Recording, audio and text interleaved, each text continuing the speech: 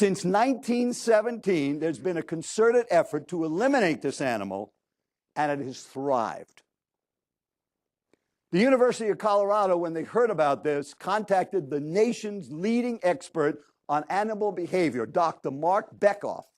And after 3 years of study, Dr. Bekoff found the reason that the coyote thrives and most animals can't even survive.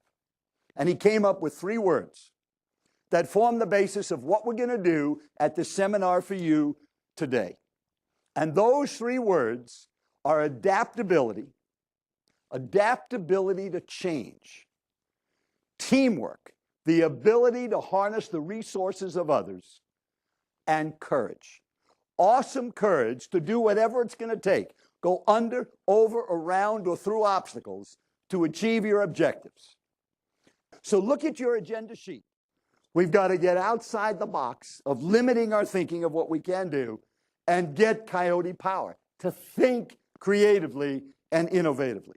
So how do you do it? Don't think ordinary. Raise your hands if you have a goal.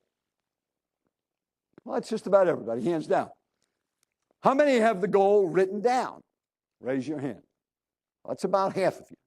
How many have the goal written down and with you now and could show it to me as I come by? 1, 2, 3 people. I guess I'd be 4. That was the idea I heard on the record by Earl Nightingale in 1976 that was the key to accomplishing what I did and overcoming the terrible situation I was in. To write a goal down and to carry it with you and to see it every day. Let me give you an illustration. Stay in your seats, raise up one hand. Raise up one hand. Reach up as high as you can. Stay in your seat, reach a little higher. Up, hands down.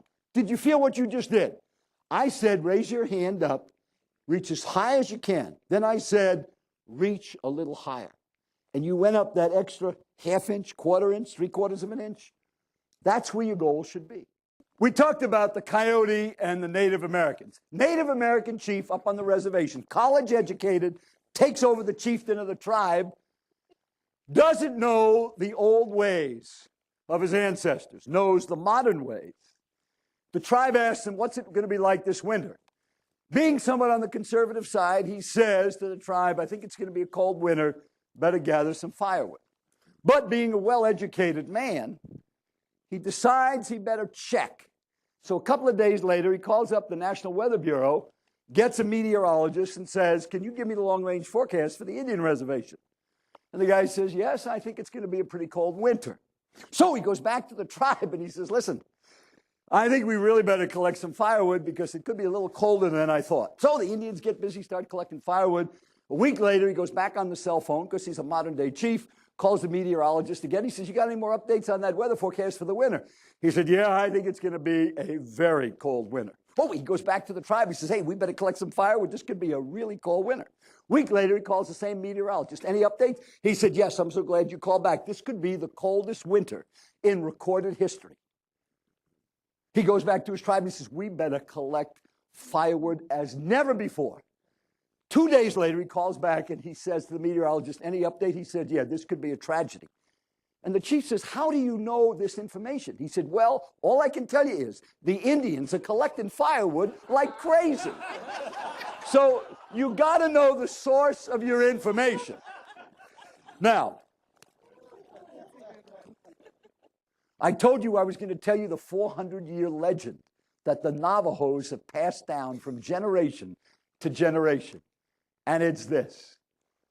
They say to their children in legends that the last 2 things left on earth will be a coyote and a crow. P.S., the legend says, and the crow should be very careful because the coyote's going to thrive, and you can too. So I hope you take that material, that you will build a better you, and that you will make it a great day every day because you can thrive. Now do it and make it a great day.